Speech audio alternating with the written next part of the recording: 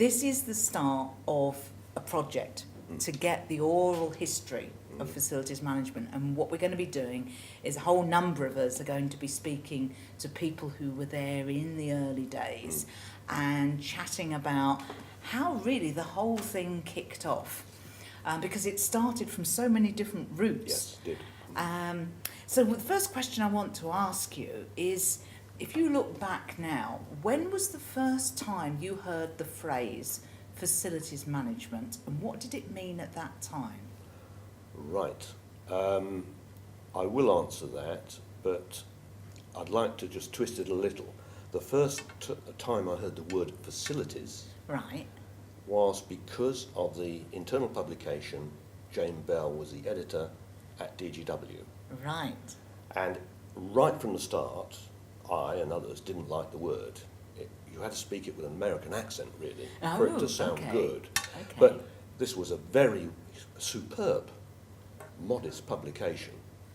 And as you've alluded to earlier, before that it was always, from where I came from, so I came from the built environment side, it was always property management, premises management, but the word facilities, first I saw it, was as that title of the DGW internal documentation. And do you remember roughly what year that would have been? I know it was before 1988.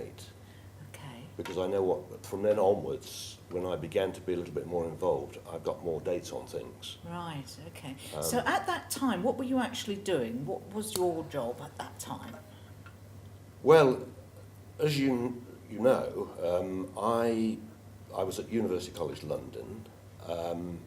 I was a senior lecturer, I think. I had been Vice Dean and Dean of the Faculty of Built Environment.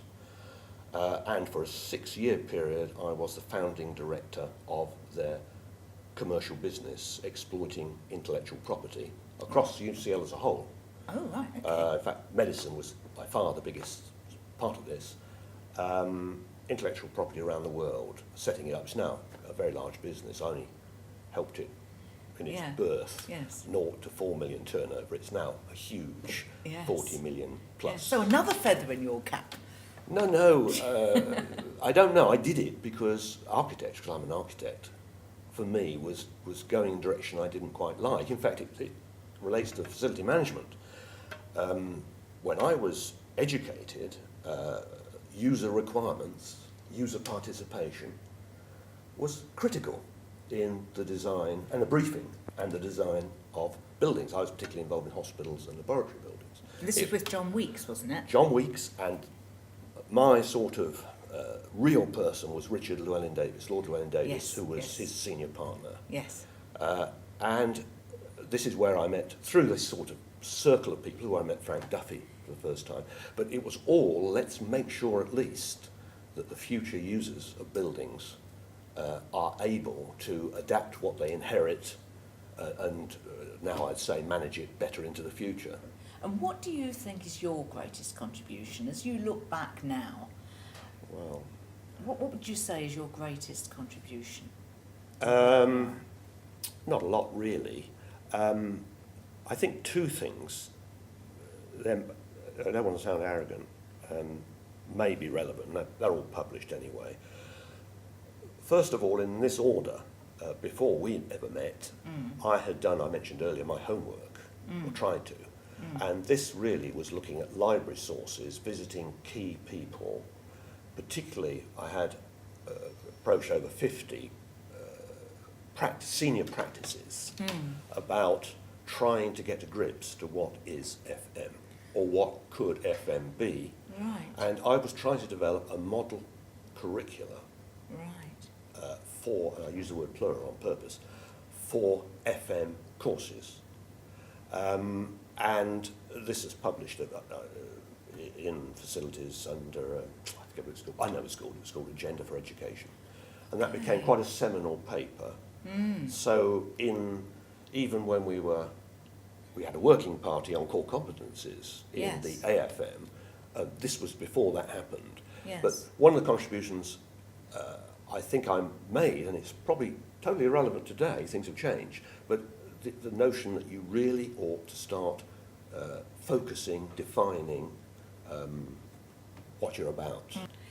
If you could do one thing differently Yeah. in your career around FM, what would it be?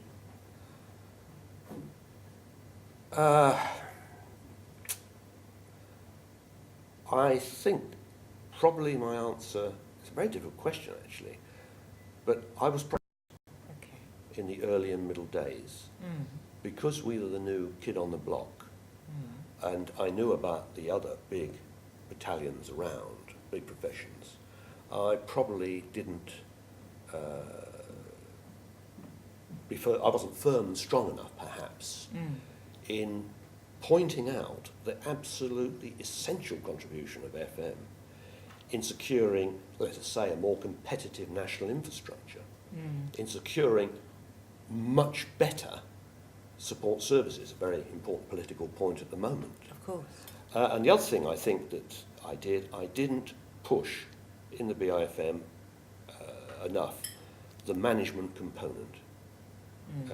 And I do think that's a problem. I went on to the websites before this meeting today just to see what's happened. And, you get people, because of the recession, talking very strangely about what we've got to do is more for less. A very senior person said that.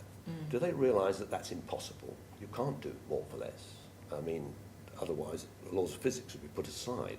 You can do, in a way, the same for less if there's gross inefficiencies in the system, but I would recommend you do things differently for less. I was just thinking That's that. the point. And, Yes.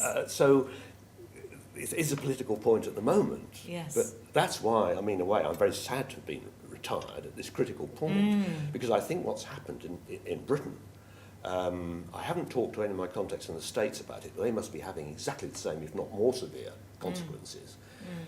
There's nothing like factors outside your control to act as a catalyst Absolutely.